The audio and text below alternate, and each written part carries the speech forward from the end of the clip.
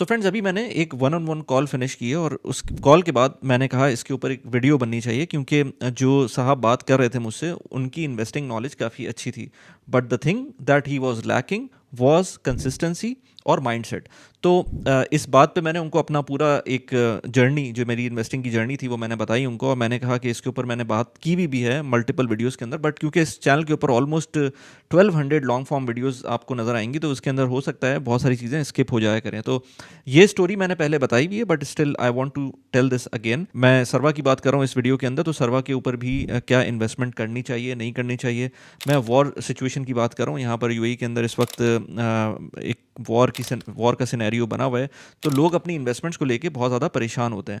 सो उस point of view से मैं कुछ डेटा भी आपके सामने रखूँगा, और कुछ अपना जो मेरा एक एक्सपीरियंस है पिछले ऑलमोस्ट 16-17 ईयर्स का, ऑल्दो कि इन्वेस्टिंग एक्सपीरियंस मेरा 7-8 साल का ही है, बट उसके अंदर जो मेरा टोटल एक्सपीरियंस है, जिसकी वजह से मैंने 7-8 साल पहले मैंने इन्वेस्टिंग स्टार्ट की, उसके बारे में बात करेंगे। 2008-2009 के अंदर मैंने, क्योंकि मैं उस वक्त पाकिस्तान में था, तो मैंने पाकिस्तान के अंदर म्यूचुअल फंड्स के अंदर इन्वेस्ट किया।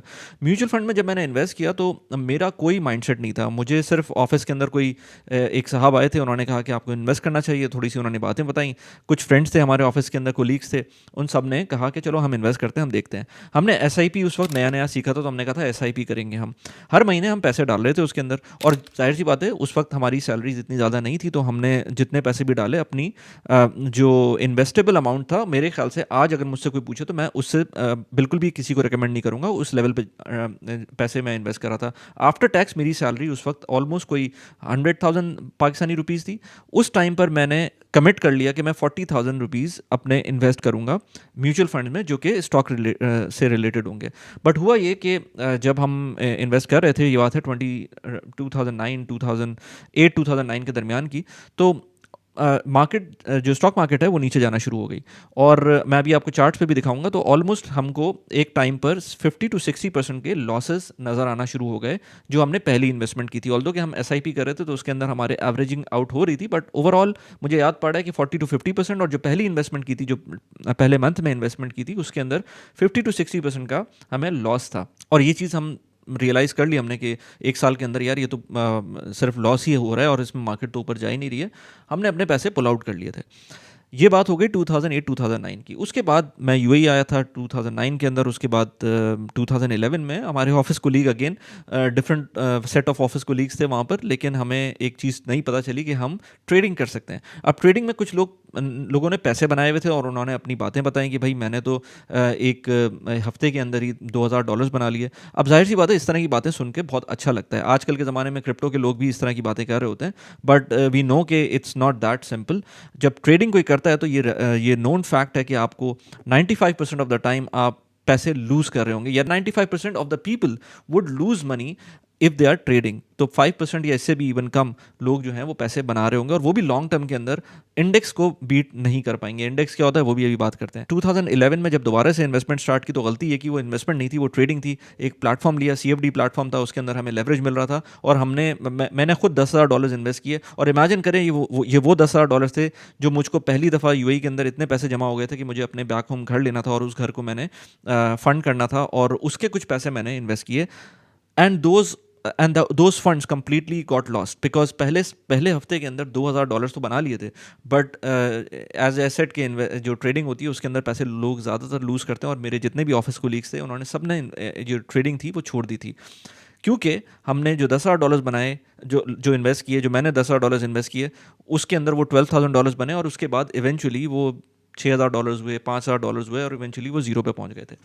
अब ज़ीरो पे कैसे पहुंचे? क्योंकि आपने तो एक इन्वेस्टमेंट की है ना, इन्वेस्टमेंट की ज़ीरो पे कैसे हो सकती है? अगर आप किसी अच्छी चीज़ में इन्वेस्ट कर रहे हैं, या किसी बुरी चीज़ में भी इन्वेस्ट कर रहे हैं, तो पैसे ज़ीरो कैसे हो सकते हैं? मतलब आपने अगर ₹100 इन्वेस्ट किए, तो ₹50 हो जाएंगे, ₹60 हो जाएंगे, ₹40 हो जाएंगे, ₹20 हो जाएंगे, ज़ीरो कैसे हो सकते हैं? वो इसलिए क्योंकि हम लेवरेज पे काम कर रहे थे। Again, this is a topic of another video, but it is not recommended at all for any one who is starting new. अब मैं इसी चीज़ को चार्ट्स पे लेकर जाता हूँ, और आपको वहाँ पर समझाता हूँ, और फिर सर्वा से कनेक्ट करता हूँ कि आजकल के ज़माने में आपको सर्वा में इन्वेस्ट करना चाहिए, और मैं खुद इन्वेस्ट कर रहा हूँ कि नहीं कर रहा हूँ। So let's go to the chart and understand जो मैंने अभी बातें आपसे कही हैं। सो पहले तो एज आई सेड कि ये आपको KC 100 का चार्ट नज़र आ रहा है। इसको आप अगर देखेंगे तो 2000 लेट्स से 7 से लेकर सॉरी 2001 से लेकर 2005-6 के एंड तक का आपको नज़र आ रहा है, ये कम्प्लीटली इस वक्त का क्या स्टेटस है वो आपको नज़र आ रहा है। But let's say if I zoom in और मैं इसको लेकर आऊँ 2008 के टाइम पर जब मैंने इन्वेस्टमेंट स्टार्ट की, तो यहाँ से आप देख सकते हैं कि 2008 के अंदर इंडेक्स की वैल्यू KC 100 में, और ये मैं म्यूचुअल फंड की बात कर रहा हूँ क्योंकि मैंने म्यूचुअल फंड में इन्वेस्ट किया था, तो यहाँ पर आपको इक्वलेंट टू जो भी यूनिट्स होंगे म्यूचुअल फंड के, वहाँ पर मैं इसी तरह से इन्वेस्ट कर रहा था, यही वैल्यूज़ कन्वर्ट हो रही थी रुपी टर्म के अंदर।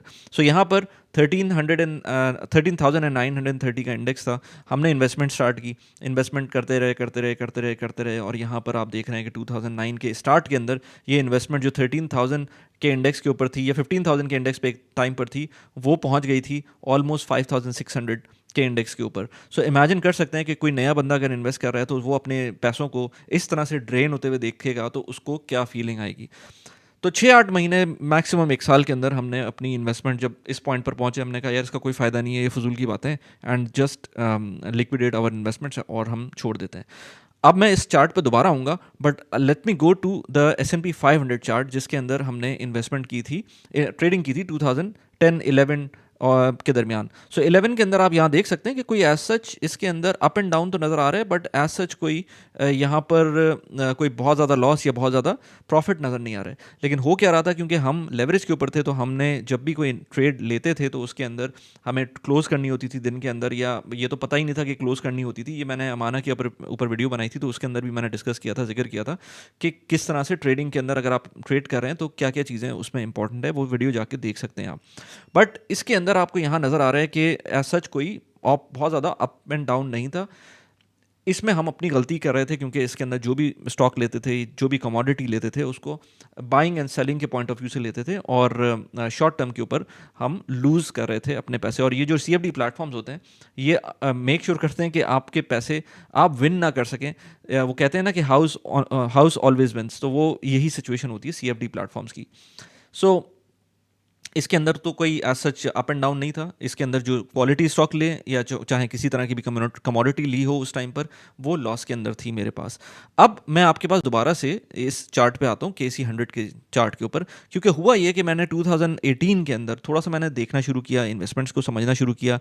ये समझ लें कि 2008 से लेकर 2011 में दोबारा से मैंने ट्रेडिंग स्टार्ट की, उससे लेकर 2008 तक मैंने कोई इन्वेस्टमेंट स्टॉक्स के अंदर नहीं की। इनफैक्ट मैं सिर्फ और सिर्फ अपने पैसे सेव कर रहा था, और थोड़े बहुत जो मैंने अपने घर के अंदर इन्वेस्ट किए थे वो थे, और एक आध मैंने प्रॉपर्टी के अंदर इन्वेस्ट किया था। इसके अलावा मेरे पास कोई इन्वेस्टमेंट नहीं थी। बट 2018 के अंदर, क्योंकि ये जो मेरा म्यूचुअल फंड का अकाउंट था 2009 में जो मैंने बनाया था, ये उस वक्त भी वैलिड था, ऑल्दो के मैंने इसको लॉगिन नहीं किया था, बट मैंने कहा कि इसको मैं ट्राई करता हूँ ज़रा, मैं देखूँ तो, क्योंकि मैंने कुछ इसके अंदर कंटेंट देखा यूट्यूब पर और चीज़ें देखी, तो मुझे समझ में आया कि यार इन्वेस्टमेंट एक लॉन्ग टर्म जर्नी होती है। सो लेट्स सी कि अगर मैंने ये जो 2008 में इन्वेस्टमेंट की थी, अगर मैं इस इन्वेस्टमेंट को रखता तो 10 साल बाद क्या सिचुएशन होती। तो I was amaze to see the situation, because 2008 से लेकर अगर मैं उसको जूम आउट करता हूँ और 2018 पर जाता हूँ, तो आपको यहाँ नज़र आएगा कि यहाँ पर लेट्स से 2008 के अंदर जो वैल्यू थी उस वक्त 14,000, ऑल्दो कि मैंने स्टार्ट किया था तो उस टाइम पर लेट्स से 13,000 के करीब थी, और जब मैंने एग्जिट किया था उस इन्वेस्टमेंट को तो 5,000 के करीब पॉइंट्स थे KC 100 इंडेक्स। बट जब मैंने 2018 में ये एनालिसिस किया तो उस टाइम पर जो इंडेक्स था वो 43,000 पर था, और एक टाइम पर ये 51,000 पे भी पहुंचा था, उसके बाद ये नीचे आया था। सो जब ये बाय द वे जब ये ऊपर आया था तब मेरा इंटरेस्ट हुआ था कि यार ये स्टॉक मार्केट इतनी ऊपर कैसे जा रही है। तो मैंने अपने म्यूचुअल फंड को खोला और मैंने उसके जब यूनिट्स देखे कि मैंने कितने पे सेल किया था, आज उसको मैं रखता तो क्या होता। तो आप इमेजिन कर सकते हैं कि जिस टाइम पे मैंने सेल किया था वो 5,000 की पॉइंट का लेवल था, और अगर मैं मैक्सिमम पे देखूं जिस टाइम पर 2017 के अंदर इंडेक्स किया था वो 51,000 का था, और 51,000 को इन्हीं पॉइंट्स को देख लें तो 10 टाइम्स आपके पैसे हो चुके होते with in 10 years, which is a big number. लेकिन चलें उसको भी छोड़ें, अगर मैंने इस तरह भी देखें कि मैंने जो 2008 में इन्वेस्ट किया था 15,000 के ऊपर या 13,000 के ऊपर, वो मैं जिस टाइम पर अपने टाइम होराइजन को देख रहा था उस टाइम पर 39,000 41,000 के करीब इंडेक्स था, तब भी ऑलमोस्ट आई वुड से कि अच्छा खासा प्रॉफिट मिल रहा होता।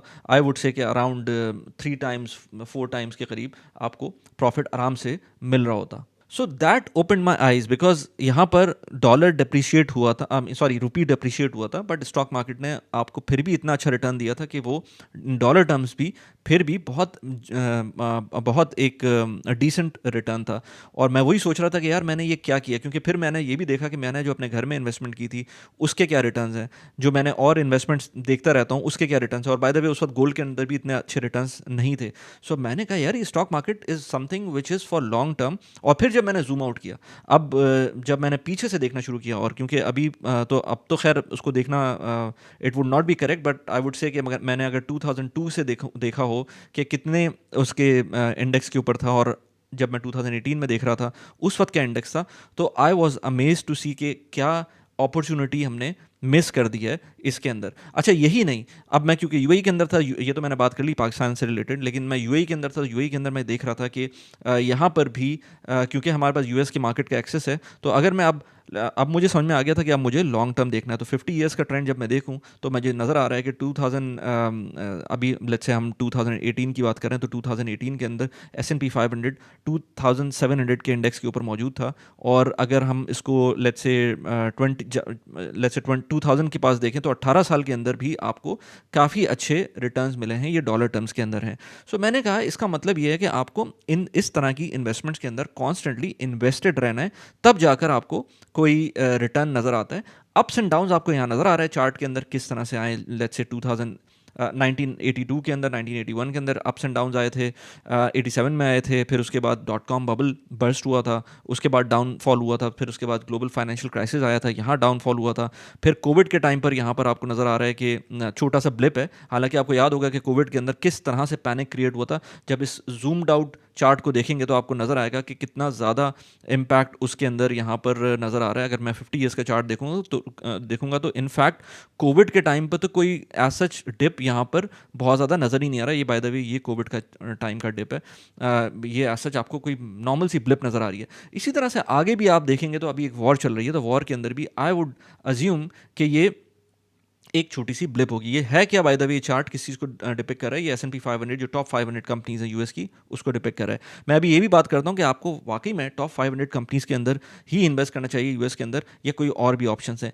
अब हम आते हैं सर्वा के ऊपर, क्योंकि सर्वा बेसिकली आई इन्वेस्ट थ्रू सर्वा, और भी डिफरेंट ऐप्स हैं जिसके थ्रू मैं इन्वेस्ट करता हूँ, but this is an app जो कि मैं लास्ट ऑलमोस्ट 4.5 ईयर से मैं यूज़ कर रहा हूँ। मैंने अपनी जब भी यूट्यूब पे बात की है तो मैंने इस ऐप की बात की, but you can use host of different apps जो कि अवेलेबल हैं, चाहे आप यूएई में हो, चाहे आप यूएई से बाहर हो। पाकिस्तान के अंदर आपके पास, या इवन इंडिया के अंदर डिफरेंट किस्म की ऐप्स हो सकती हैं, बट पाकिस्तान के अंदर आपके पास ऐसी कोई ऐप नहीं है जो कि आपको ईजिली एक्सेस दे सके आपके यूएस के स्टॉक्स के अंदर, क्योंकि वहाँ पर कैपिटल कंट्रोल है, और गवर्नमेंट ऑफ पाकिस्तान नहीं चाहती कि आप आउट ऑफ पाकिस्तान ज़्यादा इन्वेस्टमेंट करें। सो जो एक्सपर्ट्स हैं उनके पास बहुत सारे ऑप्शंस होते हैं। सो इसी तरह सर्वा हो गया, बराका हो गया, इंटरैक्टिव ब्रोकर हो गया, अमाना हो गया, ये सारे ऑप्शंस हैं आपके पास जिसके थ्रू आप इन्वेस्ट कर सकते हैं। But for simplification I just talk about सर्वा, बिकॉज बहुत ही सिंप्लीफाइड ऐप है। जो लोग यूएई के अंदर हैं उनके लिए तो बहुत ही अच्छी है, जो लोग जीसीसी कंट्रीज़ के अंदर एल्सवेयर हैं उनके लिए भी अच्छी है, उनके ट्रांसफ़र वगैरह आसान हो जाते हैं। बट यूएई के अंदर रहते हुए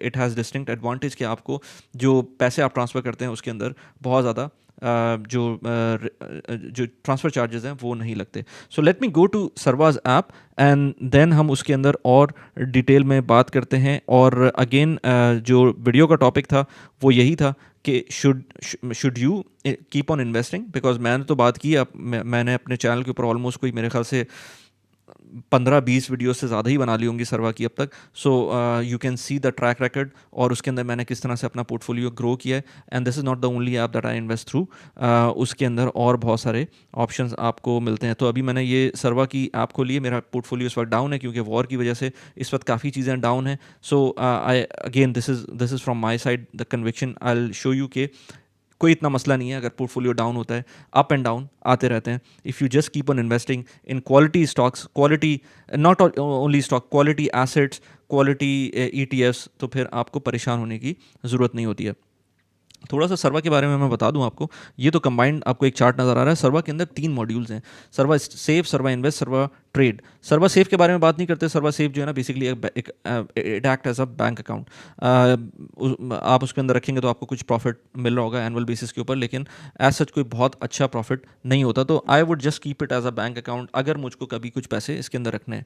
बट हेजिंग के लिए अच्छी चीज़ होती है कि आपके पास एक ऑप्शन मौजूद है कि आप अपने पैसे अपार्ट फ्रॉम बैंक अकाउंट यहाँ भी रख सकते हैं। वॉर के अंदर हमें एक और चीज़ समझ में आई है कि आपके पास multiple bank accounts, multiple brokerage accounts अच्छी बातें हों, क्योंकि इवन सर्वा भी ड्यूरिंग द वॉर, क्योंकि AWS का सर्वर जो था उसको टारगेट किया गया था और वहाँ पर वो आउटेज आई थी, उसकी वजह से ऑलमोस्ट 1.5 डे के ऊपर ये सर्वा की ऐप डाउन थी।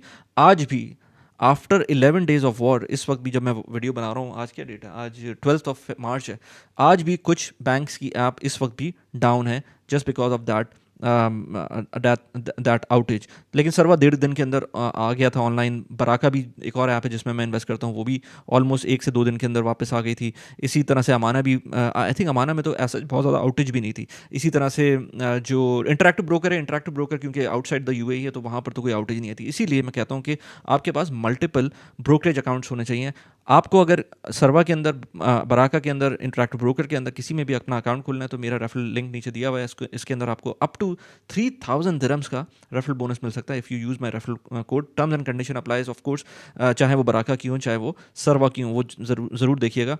This is of course my referral link, तो इसके अंदर मुझको भी जब आप साइन अप करेंगे तो मुझको भी उसका एक पार्ट मिलेगा। This has to be disclosed because I am a regulated financial influencer here in the UAE। मेरे पास लाइसेंस है तो इसकी वजह से ये चीज़ इंपॉर्टेंट होती है। इनफैक्ट मुझे SCA ने जो बॉडी है यहाँ पर रेगुलेशन की, उन्होंने अप्रोच भी किया था। उन्होंने कहा था कि हमें आप एक वीडियो बनाएं जो कि इंफॉर्मेटिव वीडियो हो अपने ऑडियंस के लिए, और हमारी एक कैंपेन चल रही होगी, उसके अंदर आपको पार्टिसिपेट करना है। मैंने कहा बिल्कुल sure, I will do that. और जिसकी वजह से this is important to understand कि जो भी आप फाइनेंशियल कंटेंट देखें, स्पेशली अगर UAE के अंदर हैं, तो आपको रेगुलेटेड फाइनेंशियल इन्फ्लुएंसर्स की वीडियोस देखनी चाहिए या उनकी बात सुननी चाहिए, क्योंकि they only talk about what is regulated. That is very important. अब मैं अगर सर्वा की बात करूं तो यहाँ पर एज आई सेड के 2-3 इसके प्लेटफॉर्म्स हैं। उसके अंदर मैं अगर सर्वा सेफ की बात कर ली, मैंने सर्वा इन्वेस्ट पे जाऊँ तो सर्वा इन्वेस्ट आपको यहाँ नज़र आ रहा है। सर्वा इन्वेस्ट के अंदर मैंने एज सच बहुत ज़्यादा इन्वेस्टमेंट अब नहीं की, क्योंकि मैंने शुरू में इन्वेस्टमेंट की थी, बाद में मुझे जब समझ में आ गया तो मैंने फिर उसको रोक दी, मैंने छोड़ी नहीं है। लेकिन एक अच्छी बात यह है कि अगर किसी को समझ में आता है कि इन्वेस्टिंग कैसे हो रही होती है, कैसे नहीं हो रही होती है, तो कैसे हो रही होती है, तो आपको ये बड़ा एक आई वॉज सरप्राइज्ड कि जो ETFs मैं खुद इन्वेस्ट कर रहा था, मुझे सर्वा इन्वेस्ट के अंदर ज़्यादा बेहतर रिटर्न मिल रहा था कंपेयर टू दोज ETFs। हालांकि सर्वा इन्वेस्ट के अंदर फीस है 0.8% की। That is why I kept सर्वा इन्वेस्ट एज इट इज़, क्योंकि again diversification is the key, और मुझे पैसिवली थोड़े बहुत पैसे इसके अंदर ग्रो करवाने हैं, मुझे एग्रेसिव नहीं जाना। सो सर्वा इन्वेस्ट कैसे काम करता है? सो सर्वा इन्वेस्ट के अंदर बेसिकली अगर आप देखें तो आपके पास डिफरेंट किस्म के रिस्क लेवल्स होते हैं। रिस्क लेवल्स के अंदर मैंने इस वक्त ग्रोथ का रिस्क लेवल लिया है। एक साहब मुझसे बात कर रहे थे, बल्कि इसी कॉल के ऊपर, तो वो मुझसे कह रहे थे कि यार मैं अगर ग्रोथ लेता हूँ तो इसके अंदर तो काफ़ी ज़्यादा रिस्क होता है, क्योंकि ग्रोथ वाले स्टॉक के अंदर, ग्रोथ वाले जो इसका जो मॉड्यूल है या लेट्स से रिस्क लेवल है, उसके अंदर रिस्क लेवल भी बढ़ जाता है। सो ऑफ कोर्स आप अगर स्टॉक मार्केट के अंदर ज़्यादा इन्वेस्टेड नहीं है तो आपको अपना जो ग्रोथ लेवल, जो रिस्क लेवल है, वो हाई रखना पड़ता है ताकि आपको फुल एक्सपोजर मिल सके स्टॉक्स का। अगर आप ग्रोथ लेवल नीचे रखेंगे तो उसके अंदर बॉन्ड्स भी आ जाएंगे, उसके अंदर और डिफरेंट ऐसे एंटिटीज़ आएंगी जिसके अंदर आपको स्टॉक्स का एक्सपोजर ज़्यादा नहीं मिलेगा। तो आई वुड से कि अगर आप नए, if you are a new person then you invest with the risk level at max, और उसके अंदर स्लोली एंड ग्रेजुअली अपनी इन्वेस्टमेंट्स आप कर सकते हैं। एक और इंपॉर्टेंट चीज़ ये कि सर्वा इन्वेस्ट के अंदर जब भी आप इन्वेस्ट करें तो मेक श्योर करें कि आपकी अमाउंट जो भी आप इन्वेस्ट कर रहे हैं, वो स्वीट स्पॉट जो इसका है वो $8,000 to $10,000 से स्टार्ट होता है। उससे कम आप कर रहे हैं तो मेक श्योर करें कि आपको ये पता हो कि आपकी एक फ़ीस की मिनिमम अमाउंट है जो जारी होती है। जो मैंने आपसे कहा था ना कि सर्वा के अंदर 0.8% की मैनेजमेंट फ़ीस लगती है ऑन योर ओवरऑल पोर्टफोलियो, जो कि एनुअल बेसिस के ऊपर डिडक्ट होती है। लेट्स से अगर $10,000 आपकी एक पोर्टफोलियो का साइज़ है तो आपका वो $8 ही आएगा ना, या $80 आएगा। तो $80 को अगर मैं 12 से डिवाइड करूं तो वो $6.66 आ रही होती है आपकी कॉस्ट। अब अगर आप इसकी मिनिमम पर मंथ इंस्टॉल जो इसकी फ़ीस है वो देखेंगे तो $7 पर मंथ की फ़ीस है। तो $10,000 के ऊपर भी इसका स्वीट स्पॉट नहीं है। स्वीट स्पॉट आई थिंक इसका $12,000 पे। अगर मैं $12,000 को इन 2.8 करूँ डिवाइड बाय 100 डिवाइडेड बाय 12, तो ये मेरे पास $8 आता है. सो यस, अराउंड $11,000 $10,000 के करीब का स्वीट स्पॉट बन रहा है, क्योंकि एनीवेज आपको $7 की फ़ीस हर महीने पे करनी है. सो आपका पोर्टफोलियो साइज़ इतना बड़ा होना चाहिए कि आप उसको आराम से कंपनसेट कर सकें. जैसे मेरा पोर्टफोलियो साइज़ अगर लेट्स से $22,000 का है, यस $22,500 का है, तो इसके ऊपर जो मैनेजमेंट फ़ीस मुझको लग रही है यहाँ पर हर महीने $15 के करीब की लग रही है. You can make the calculation. So ये अप एंड डाउन हो सकती है, क्योंकि आपके पोर्टफोलियो साइज़ की बेसिस के ऊपर ये काम हो रहा होता है. सो अब आप इमेजिन कर सकते हैं, अगर आपकी सिर्फ $1,000 की फ़ीस है, सॉरी $1,000 का पोर्टफोलियो है, तो $1,000 के पोर्टफोलियो के ऊपर आपका इन एनी केस हर महीने $7 तो लगने ही लगने हैं, क्योंकि $7 की मिनिमम फीस है. तो $7 के ऊपर, और इसकी शायद कुछ शुरू के मंथ फ्री हो सकते हैं, लेकिन आपके पास नॉर्मली $7 है आपकी फ़ीस. तो $7 अगर आप 12 महीने करते हैं, तो लेट्स से आपकी सिर्फ इतने पैसे तो $84 के करीब तो आपके उसी में लग जाएंगे $1,000 के ऊपर. सो आपकी जो परसेंटेज बनती है वो बहुत ज़्यादा हो जाती है. सो दैट इज़ वाई एक खास लिमिट से ऊपर रखना चाहिए सर्वा इन्वेस्ट के पोर्टफोलियो के. अगर सर्वा इन्वेस्ट किस तरह से काम करता है, बेसिकली सर्वा इन्वेस्ट के अंदर आप अगर देखेंगे कि यहाँ पर आपको जो पोर्टफोलियो डिटेल्स हैं, यहाँ पर आपको नज़र आएगा कि आपके पास क्या क्या ऑप्शंस हैं. तो टारगेट ब्रेकडाउन के अंदर मैंने इसके ऊपर मल्टीपल वीडियोस और पहले बनाई हुई हैं, जिसमें आपके पास यूएस के स्टॉक्स होते हैं, इसमें डेवलप्ड मार्केट स्टॉक्स होते हैं, इसमें इमर्जिंग मार्केट स्टॉक्स होते हैं, इसमें यूए की रियल एस्टेट होती है. इसके अंदर आपके पास ऑप्शन होता है कि आप शरिया कंप्लाइंट की तरफ चले जाएं. करंट पोजीशंस आपको नज़र आती हैं कि आपने किस किस तरह से इन्वेस्ट करवाया हुआ है थ्रू सर्वा. इसके अंदर गोल्ड भी आप ऐड कर सकते हैं, क्रिप्टो के अंदर भी ऐड कर. क्रिप्टो में ऐड पार्टिसिपेट नहीं करता इसके थ्रू, बट सारी चीज़ें आप जब भी इन्वेस्ट करेंगे, आपको एक ऑटो इन्वेस्टमेंट का प्लेटफॉर्म होगा. आपने एक दफ़ा सेट कर दिया and then you don't have to worry about आप जितने पैसे हर दफ़ा डालेंगे वो उसी सीक्वेंस में ऐड अप होते जाएंगे और डिस्ट्रीब्यूट होते हुए जाएंगे. बट प्रॉब्लम अगेन वही है कि इसके अंदर एक फ़ीस आती है, प्लस इसके अंदर आपके पास कंट्रोल नहीं है.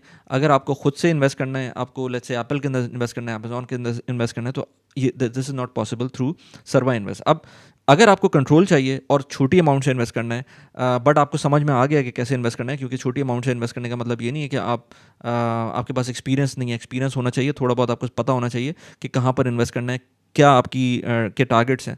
तो उसके लिए सर्वर ट्रेड है. अब सर्वर ट्रेड के अंदर इस वक्त आप डेली रिटर्न मेरा देख रहे हैं $400 माइनस हुआ हुआ है, बट इसके अंदर I don't have to worry about this, because I have 10 years of horizon. जो मेरे स्टॉक्स की का जो पोर्टफोलियो होता है, मैं उसमें कॉन्स्टेंटली री इन्वेस्ट कर रहा होता हूँ, क्योंकि अभी मैं आपको दिखाऊंगा कि मैंने किस लेवल पे बाइंग की हुई है, और स्लोली एंड ग्रेजुअली मैं किस तरह से अब जो भी लेवल्स होते हैं उसके ऊपर बगैर ये सोचे कि मुझे इन्वेस्ट क्या लेवल्स हैं, अप है डाउन है मार्केट, उसके अंदर मैं कॉन्स्टेंटली इन्वेस्ट कर रहा होता हूँ, क्योंकि मेरा एक सिस्टम बना हुआ है. तो अगर यहाँ पर मेरा पोर्टफोलियो देखें, again this is not an investment advice at all. इसके अंदर आपको मेरी पोर्टफोलियो का मिक्स नज़र आएगा, VOO, VT, गोल्ड. अच्छा, गोल्ड भी ले सकते हैं आप सर्वा के through. Unilever, Microsoft, Apple, Walmart, MICC. Basically ये मुझे लेना नहीं थी, बट यूनिलीवर एक स्प्लिट हुआ था. ये I think magnum ice cream company थी जो स्प्लिट हुई थी, और उसके बाद ये मेरे पास स्टॉक आ गए थे. क्योंकि जो स्टॉक्स होते हैं वो ये नहीं होता कि आपके पास जो स्टॉक की प्राइस होती है वही सब कुछ हो. उसके अंदर डिविडेंड्स भी होते हैं, उसके अंदर स्प्लिट्स भी होते हैं, उसके अंदर बोनसेस भी होते हैं, उसके अंदर और बहुत सारी चीज़ें होती हैं जिसके थ्रू आप पैसे बना रहे होते हैं. इसके अंदर आपको बिटकॉइन भी नज़र आ रहा है, इसके अंदर क्रिप्टो नज़र आ रही है, इसके अंदर आपको कमोडिटीज़ के ETF नज़र आ रहे हैं, गोल्ड एज ए सेट नज़र आ रहा है, ऑयल आजकल बहुत ऊपर गया हुआ है. तो 116 के ऊपर आपको ये वो ब्रेंट क्रूड नहीं है, बट उसका डेरिवेटिव है, तो 116 के ऊपर आपको ये नज़र आ रहा है ऑयल फंड. और इसी तरह से सिल्वर, गोल्ड, नेचुरल गैस, ये सारी चीज़ें आपको नज़र आ रही हैं. रीट्स नज़र आती हैं आपको, US की डाइवर्सिफाइड रीट्स. इसके ऊपर मैं अलग से वीडियो बनाऊंगा कि एक रीट है रियल्टी इनकम, वो किस तरह से 13,000 प्रॉपर्टीज़ को उसके अंदर, बल्कि मैं आपको अभी दिखाता हूँ. मैं अगर आपको दिखाऊं कि ये जो डिविडेंड्स हैं ये किस तरह से काम करते हैं, सो यहाँ पर इनकम के अंदर मैं जाऊँगा, और इनकम के अंदर जाकर आपको ये दिखाऊँगा कि जैसे अब यहाँ पर नज़र आ रहा है ना कि dividends of O stock, O basically realty income का एक टिकर सिंबल है. तो $30 का हर महीने का, ऑलमोस्ट $30. पहले $29 था लास्ट मंथ, उससे पहले $29 था, उससे पहले $29 था, उससे पहले $29 था, क्योंकि मैंने उसके अंदर कोई ज़्यादा इन्वेस्टमेंट नहीं की थी. बीच में मैंने इन्वेस्टमेंट की थी जिस वजह से वो $30 का भी हो गया डिविडेंड अब. और इसके अलावा इसके अंदर डिविडेंड्स इंक्रीज़ भी हो रहे होते हैं, क्वार्टरली इंक्रीमेंट भी होता है इसके अंदर. जब मैं उस वीडियो की बात करूँगा ना जिसमें रियल्टी इनकम को कम्प्लीटली कवर करेंगे, उसमें बात करेंगे इसको, but you can see the dividends that are coming in. तो इसी तरह के डिविडेंड सर्वा के अंदर भी हैं। अगर मैं सर्वा के अंदर जाऊँ और लेट से मैं आपके पास इसके अंदर आ जाऊँ, जो मेरे पास एक स्टॉक है लेट्स से VOO का, तो VOO बेसिकली एक लेट्स से ये ETF है जो कि आपकी टॉप 500 कंपनीज यूएस की जो हैं उनके कंप्राइज करता है। तो मैं इसके अंदर ट्रांजैक्शंस में जा सकता हूँ। यहाँ पर आपको ट्रांजैक्शन नज़र आ रही हैं। इसकी करंट प्राइस जो है वो 615 है, बट मैंने इसको 616 पे भी बाय किया हुआ है, 626 पे भी बाय किया हुआ है, और डिफरेंट प्राइसेस पे बाय किया हुआ है। 628 पे बाय किया हुआ है मैंने, 614 पे बाय किया हुआ है, उससे पहले मैंने 625, 614 अगेन। ये रिसेंटली बाइंग्स है मेरी। अगर मैं पीछे चला जाऊँगा इसके अंदर, तो जब सबसे पहले मैंने बाय किया था VOO, सबसे पहले जब बाय करना शुरू किया था वो 552 पे किया था, और ये मैंने सर्वा पे तो अभी रिसेंटली बाय करना शुरू किया है। मैंने इसको डिफरेंट और प्लेटफॉर्म्स के थ्रू भी बाय किया हुआ है। इसी तरह से VT जो है ये ग्लोबल स्टॉक्स है, और ये बहुत इंपॉर्टेंट चीज़ है कि आपको ये समझना है कि US के स्टॉक्स ही सब कुछ नहीं होते हैं। VT is the total world stocks index. इसमें US के स्टॉक्स भी आते हैं, इसमें डेवलप्ड मार्केट के स्टॉक्स भी आते हैं, इसमें लेट्स से टॉप की जो 3500 कंपनीज़ हैं उनके स्टॉक्स आते हैं, जिसमें चाइनीज़ कंपनीज़ भी हो सकती हैं, ताइवान की कंपनीज़ भी हो सकती हैं, और भी डिफरेंट कंपनीज़ हो सकती हैं, उसके स्टॉक्स आते हैं। प्लस इसके अंदर आपको डॉलर का हेज भी मिलता है, क्योंकि यहाँ पर डिफरेंट कंट्रीज़ की जब बात करते हैं तो उसके अंदर डिफरेंट कंट्रीज़ की करेंसीज इन्वॉल्व होती हैं। So this is about these stocks. फिर गोल्ड भी आ जाता है। गोल्ड के अंदर भी आप इन्वेस्ट कर सकते हैं। गोल्ड भी इस वक्त नीचे जा रहा है। आई मीन वॉर के अंदर गोल्ड नीचे जा रहा है। इस पर भी अलग से मैं वीडियो बनाऊंगा कि गोल्ड को सब समझते हैं कि वॉर के अंदर एक हेज है, बट इट्स शोइंग हियर कि उसने कोई एज सच मूवमेंट शो नहीं की just because of war. Gold के अपने डायनामिक्स होते हैं, वो उसके हिसाब से चल रहा होता है। तो again it's all about long term investing. Short term के अंदर कोई गेन मिल रहा है तो well and good, but it's always about long term. फिर इसके अंदर कुछ बड़े अच्छे जैसे यूनिलीवर है। अब यूनिलीवर के का जो स्टॉक है ये बहुत अच्छा डिविडेंड पेइंग स्टॉक है। मेरे पास इसके अभी जो लास्ट डिविडेंड आप देखेंगे तो इसके अंदर $32 का डिविडेंड आया हुआ था। सो यहाँ पर एक एक चीज़ आपको नज़र आती है। एक और बड़े मज़े की चीज़ जो कि यहाँ पर आपको नज़र आएगी अगर मैं जाता हूँ कोऑपरेट इवेंट्स के अंदर। सो यहाँ पर जितने भी मेरे लेट्स से अगर मेरे my watch list, my positions, अगर माय पोजीशंस के अंदर मैं देखूँ तो मुझको जैसे माइक्रोसॉफ्ट के अंदर 12 मार्च को डिविडेंड मिलने वाला है, उसकी क्या वैल्यू है यहाँ नज़र आ रही है। इसी तरह से वो अब जैसे गुड फ्राइडे को ये मार्केट क्लोज होगी तो यहाँ पर नज़र आ रहा है। वॉलमार्ट के जो डिविडेंड्स हैं वो कितने मिलेंगे 6 अप्रैल को, वो नज़र आ रहा है। यूनिलीवर के कितने मिलेंगे वो नज़र आ रहा है। इसी तरह से फ्यूचर की जो पोजीशंस हैं उस पर कितने डिविडेंड्स मिलेंगे वो आपको यहाँ पर नज़र आ रहे हैं। तो सर्वा ऑल इन ऑल बहुत ही फ्लूइड किस्म की ऐप है। I really like it. इनके फाउंडर के साथ भी मेरा एक पॉडकास्ट है, वो भी आप जाके देख सकते हैं मेरे इंग्लिश चैनल के ऊपर, मैंने उसका लिंक लगा दिया है। So all in all it's very important for you to understand कि ये जो शॉर्ट टर्म के इश्यूज होते हैं, कोई वॉर हो गई, कोई पेंडेमिक आ गया, कोई मेजर ट्रेड वॉर हो गई अभी जो ट्रम्प के थ्रू हुई थी लास्ट ईयर, ये सब कुछ जो है ना एक छोटा सा ब्लिप होता है। सो अपना माइंडसेट इम्प्रूव करना, माइंडसेट को मेकअप करना कि इन्वेस्टिंग एक लॉन्ग टर्म जर्नी है, इसको शॉर्ट टर्म के ऊपर पैसे बनाने का लेट्स से टूल ना समझें। पैसे आप बनाते हैं अपनी जॉब के थ्रू, अपने बिजनेस के थ्रू, अपनी साइड हसल्स के थ्रू, इन चीज़ों से पैसे बनाते हैं आप। जो पैसे बनाते हैं उनको जब इन्वेस्ट करते हैं, उसको जब ग्रो करते हैं, वो वेल्थ क्रिएशन होती है थ्रू द स्टॉक मार्केट या इवन रियल एस्टेट, जब अगर आप रियल एस्टेट के अंदर इन्वेस्ट कर रहे हैं।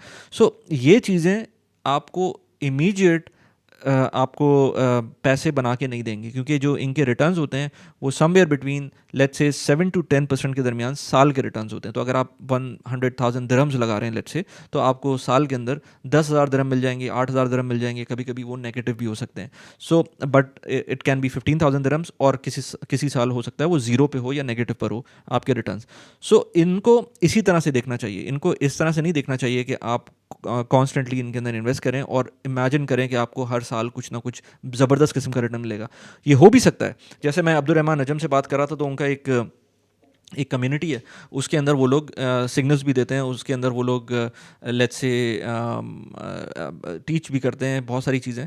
तो उस तरह के लोग डेफिनेटली रिसर्च कर रहे होते हैं और उसके अंदर वो इंडेक्स को बीट करने की कोशिश करते हैं, बट ज़्यादातर इंडेक्स को बीट करना आसान नहीं होता। अब्दुल रहमान नजम की अगर पॉडकास्ट देखनी है तो मैंने उसका लिंक लगा दिया, उसको जाके आप देख सकते हैं। उसके अंदर एक उनका मास्टर क्लास भी है, उनकी एक एडवाइजरी सर्विस भी है। अगर उसको ज्वाइन करना है तो आप मेरा रेफरल लिंक यूज़ करेंगे तो उसके अंदर आपको डिस्काउंट भी मिलेगा। इसी तरह से सर्वा के अंदर अकाउंट खुलना है, बराका के अंदर अकाउंट खुलना है, या इस तरह की जितनी भी ऐप्स के अंदर अकाउंट खुलना है, उनको आप यूज़ करेंगे तो मेरा रेफरल कोड यूज़ करेंगे तो उसमें आपको एक रेफरल बोनस भी मिलेगा, और आपको होपफुली चीज़ें आसान होंगी, उसमें ज़्यादा मसला नहीं होगा। क्योंकि ये जो ऐप्स हैं, ये सारी की सारी जितनी भी मैंने ऐप्स की बात की है, ये सारी की सारी रेगुलेटेड ऐप्स हैं।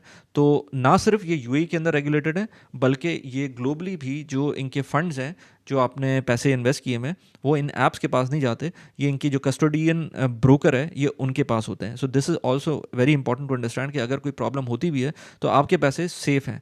This is really important to have एक अंडरस्टैंडिंग कि आपके पैसे कहीं जाएंगे नहीं, क्योंकि ये पैनिक में जब आप आते हैं, जब सिचुएशन लाइक दिस, जब वॉर होती है, उसमें आप परेशान होते हैं कि भाई पैसे कहाँ चले गए, कैसे आएंगे पैसे इन केस कोई प्रॉब्लम होती है। सो जब भी आप किसी रेगुलेटेड प्लेटफॉर्म में इन्वेस्ट करते हैं तो आपको ये पीस ऑफ माइंड मिलता है। जिस तरह से मैंने कहा था कि मैं अभी एक कॉल ले रहा था 1-on-1, उसी तरह की मैं ईमेल्स भी लेता हूँ, और ईमेल्स की एक Q&A की पूरी प्लेलिस्ट है, उसके ऊपर मैं बात करता हूँ लोगों से। जब मेरे पास ईमेल्स आती हैं मैं उनसे डिस्कस करता हूँ, और उसको मैं वीडियो फॉर्मेट में लेके आता हूँ। यहाँ पर उस पूरी प्लेलिस्ट का लिंक लगा दिया, उसको जाके देख सकते हैं। इसी तरह से अभी मैंने एक रिसेंटली वीडियो बनाई थी जो कि वॉर से रिलेटेड थी, कि आपको वॉर के अंदर अगर इस तरह की सिचुएशन है तो उसमें आपको किस तरह से एक्ट करना चाहिए अपनी इन्वेस्टमेंट्स को लेकर। उसके ऊपर जो वीडियो बनाई थी उसका लिंक यहाँ लगा दिया। कैसी लगी वीडियो प्लीज़ मुझे बताएगा। Thanks for watching the video. Bye bye.